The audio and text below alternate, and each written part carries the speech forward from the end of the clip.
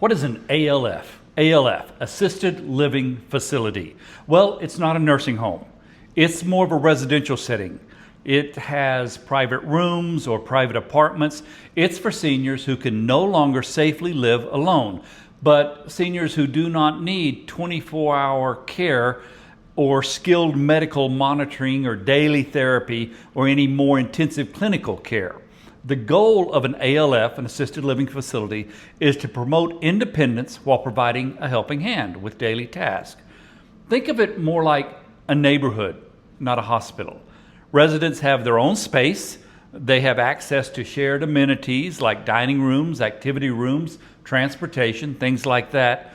And generally, it will include personal care with activities of daily living, whether they need help just keeping things cleaned up, organizing their medications, bathing, dressing, grooming, things like that.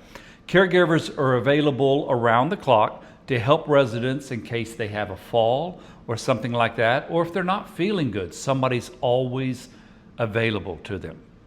They get their meals prepared each day.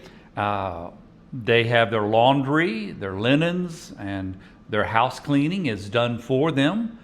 And they're basically being taken care of for just the basic things they would need each day. They don't have to worry about maintenance, no more worrying about the lawn care or things like that, appliances, yard work. Medications are taken care of by the facility. The staff ensures that they're taken on time and in the correct amounts. And they have 24-hour response care. Every room usually has a call system, a pull cord, a pendant, something of that nature for immediate aid if they need it, and somebody's there in the building with them. They also have access to transportation. They can schedule a ride to go to their doctor's appointments, to go out shopping, to go on outings. They're able to do all those things. There's usually a calendar full of activities, of exercise classes, games, art, and outings, things that would help to overcome the isolation that can happen whenever they're living at home. They have the opportunity to make new friends, to stay engaged with people at an assisted living facility. So what are the needed documents should your loved one make the decision to go into an assisted living facility? Now, some facilities have a physician's packet that can be filled out, and they'll give that to you and you take it to your doctor. But they're basically going to need some clinical notes, some doctor's orders to admit to an assisted living facility, a medication list, a list of allergies, orders of what type diet that they are on. And then they can look at clinically seeing if they can take care of this patient. So what do you need to do if this is something that you think your loved one could benefit from? Well, you need to start talking with them. Start early. Don't wait until a crisis. You don't want to deal with it as a response. Maybe there's conversations that start with something like, hey, I've noticed you're having trouble keeping up with the house these days. But wouldn't it be nice to have somebody who cooked your meals for you and took care of that laundry and things like that? You could have more freedom. You can come and go as you like. This removes the stress of cooking, cleaning, maintenance, things like that. Once you get to that point, you have to consider, how do we financially take care of this? Well, you need to know up front that Medicare rarely pays for an assisted living facility.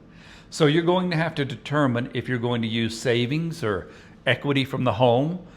Sometimes people have long-term care insurance that covers this, and there are a few veterans benefits that do, but not many. You would have to talk with the local assisted living facility about that. The cost can range a lot on these facilities depending on how they're set up. I've seen anywhere between $5,000 to $10,000 a month depending upon the actual facility and how it's all set up. So if you are considering this for your loved one, I would strongly encourage you to go take a tour of your local assisted living facility. Don't just look at the brochures. Go to the facility. Look around. Look for the cleanliness. Smell if there's any odors. Observe, how do the staff interact with the residents? Do they seem happy? Does there seem to be a camaraderie happening here? And ask, what is the caregiver to resident ratio here? What happens If my loved one's care needs increase, what if they decline? What's the next step? That usually is a skilled nursing facility. Now, on the day that your loved one does move into this facility, you need to provide for them some personal things. They need to be able to bring familiar furniture, photos, items that make it feel like home to them. And be sure to visit a lot and bring family, especially kids. Most assisted living facilities really encourage that to happen because it just promotes the sense of family and home and belonging. Understand that moving to an assisted living can be an emotional process, but it's often the key to unlocking a safer and a happier and a more social lifestyle for your loved one. You're not giving up. You're helping your loved one transition to a place where they can thrive. And remember, you're not alone in this. Thank you.